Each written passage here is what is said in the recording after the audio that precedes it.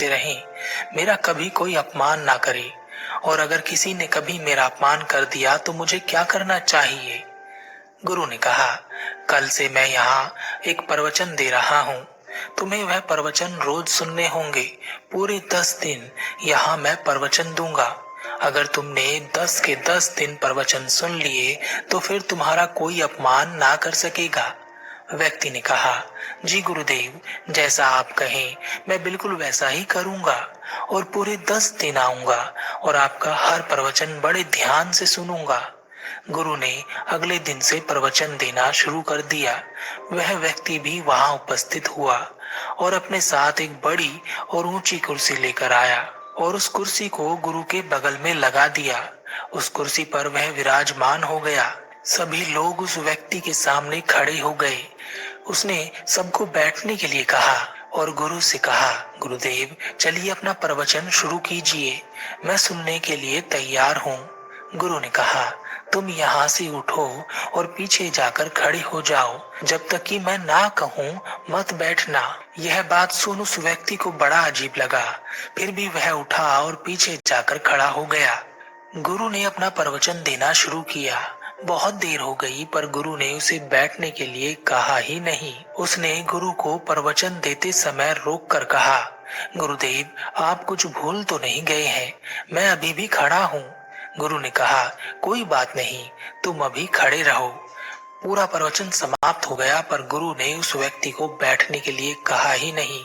सभी लोग गुरु को प्रणाम कर वहां से चले गए। वह व्यक्ति गुरु के पास आया और कहा, गुरुदेव, आपने मुझे पूरे प्रवचन के दौरान पीछे खड़े रखा। वह व्यक्ति गुरु के पास आया और कहा, गुरुदेव, आपने मुझे पूरे प्रवचन के दौरान पीछे खड़े रखा। आपने तो मुझे बैठने के लिए कहा ही नहीं। गुरु ने कहा, कोई बात नहीं, अब तुम जा सकते हो। वह व्यक्ति फिर से अगले दिन गुरु के प्रवचन में आया और अपनी उस ऊंची कुर्सी पर बैठ गया और गुरु से कहा, गुरुदेव, कल का प्रवचन बहुत ही बढ़िया था, आज का प्रवचन शुरू करें। गुरु ने कहा, बिल्कुल, आज का प्रवचन मैं शुरू करूंगा, पर इससे पहले तुम वहां पीछे जाकर खड़े हो जाओ और जब तक मैं ना कहूं तब तक मत बैठना। उस व्यक्ति को बहुत अजीब लगा। इतने सारे लोगों के सामने जो लोग उसका इतना सम्मान करते हैं कि उसके आते ही खड़े हो जाते हैं, वह सब लोग बैठे रहे और वह पीछे खड़ा रहे। फिर भी वह पीछे जाकर खड़ा हो गया। गुरु ने इस बार भी उसे बैठने के लिए नहीं कहा। पूरा प्रवचन समाप्त हो गया। अब वह व्यक्ति बहुत परेशान था। उसे समझ नहीं आ रहा था कि गुरु उसके साथ ऐसा क्यों कर रहे हैं। वह उसे बैठने क्यों नहीं दे रहे। जब वह रास्ते पर चलता तो उसे लगता कि सभी लोग उसे देख रहे हैं, उसका मजाक उड़ा रहे हैं। उसके मन को बहुत ठेस लग रही थी। आखिरकार तीसरे दिन उसने निश्चय किया कि मैं आज बैठकर ही रहूंगा, चाहे गुरु कुछ भी कहें। आखिरकार मेरा भी तो कोई सम्मान है। मैं इस नगर का सबसे धनी और सम्मानित व्यक्ति हूँ।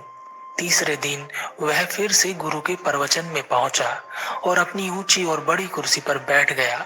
गुरु कुछ कहते इससे पहले ही वह बोला, गुरुदेव, मैं यहाँ एक सम्मानित धनी व्यक्ति हूँ, आज मैं पीछे खड़ा नहीं रहूंगा। गुरु ने कहा, कोई बात नहीं, तुम यहीं बैठो। यह सुनकर वह व्यक्ति बड़ा खुश हुआ। गुरुदेव वहां से उठ गए और पीछे जाकर बैठ गए। सबने उनकी ओर ही मुंह कर लिया और वह व्यक्ति पीछे कुर्सी पर ही बैठा रह गया। यह देख वह व्यक्ति क्रोध में तपने लगा। वह वहां से उठकर चला गया और गुरु से बदला लेने के बारे में सोचने लगा। उसने एक तरकीब सोची। वह एक दूसरे गुरु को उस नगर में लेकर आया और उस नगर में उस गुरु के बारे में प्रचार करवाया और यह भी कहा, जो भी इस गुरु से प्रवचन सुनने आएगा उसे एक सोने का सिक्का मिलेगा। उस दूसरे गुरु के प्रवचन शुरू हो गए। वह व्यक्ति गुरु के बगल में एक ऊंची और बड़ी कुर्सी पर बैठा। जब लोगों को पता चला कि उस दूसरे गुरु के प्रवचन सुनने से एक एक सोने का सिक्का मिलता है, तो सारे के सारे लोग उस दूसरे प्रवचन में कूद पड़े। वहां बहुत भीड़ इकट्ठी हो गई। आसपास के गांव के लोग भी आने लगे। वह व्यक्ति भी सीना चौड़ा करके हर एक व्यक्ति को एक एक सोने का सिक्का बांटता। वह सभी लोग उस व्यक्ति की जय जयकार करते। वह दूसरा गुरु भी उस व्यक्ति की प्रशंसा करता। सब कुछ बहुत अच्छा हो रहा था। 9 दिन गुजर चुके थे। उस व्यक्ति ने सोचा, उस गुरु के भी हाल चाल देख लेता हूँ जिसने मेरा अपमान किया था।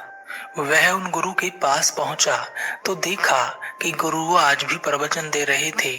उनके सामने दूर पीछे एक व्यक्ति खड़ा था और वह केवल उस एक व्यक्ति को ही प्रवचन दे रहे थे। वहां कोई और नहीं था और वह व्यक्ति बहुत शांति से गुरु का प्रवचन सुन रहा था। वह धनी व्यक्ति बहुत अकड़ता हुआ गुरु के पास पहुंचा और कहा, क्यों गुरुदेव, मुझे अपने पास कुर्सी पर नहीं बैठने दिया था ना आपने। अब मैं आपसे भी बड़े गुरु के पास उनके साथ बैठा हूँ। सभी लोग उनके प्रवचन सुनने आ रहे हैं। सभी लोग मेरी जय जयकार कर रहे हैं। गुरु मुस्कुराए और गुरु ने कहा, जाओ अपनी जय जयकार कराओ, मुझे अपना प्रवचन पूरा करना है। उस धनी व्यक्ति ने कहा, आप किसे प्रवचन दे रहे हैं? उस एक व्यक्ति को, और उसे भी वहां दूर खड़ा कर रखा है। मैं उसे भी अपने साथ ले जाऊंगा, फिर किसे प्रवचन देंगे? गुरु हंसे और गुरु ने कहा, ले जाओ। उस धनी व्यक्ति ने उस पीछे खड़े हुए व्यक्ति से कहा, चलो मेरे साथ, इनसे भी अच्छा प्रवचन मैं उन दूसरे गुरु से दिलवा रहा हूँ, और अगर तुम मेरे साथ चलोगे तो मैं तुम्हें एक नहीं 100 सोने के सिक्के दूंगा। उस व्यक्ति ने मना कर दिया। उस धनी व्यक्ति ने फिर से कहा, चलो 1000 सिक्के देता हूँ। उस व्यक्ति ने फिर से मना कर दिया।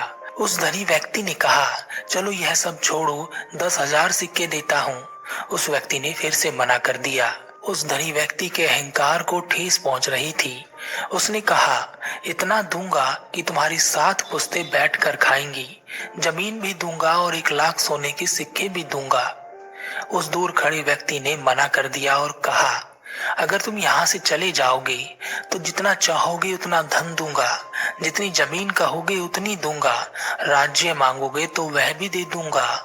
यह बात सुनकर उस धनी व्यक्ति की समझ में नहीं आया कि यह सामने खड़ा हुआ व्यक्ति कौन है।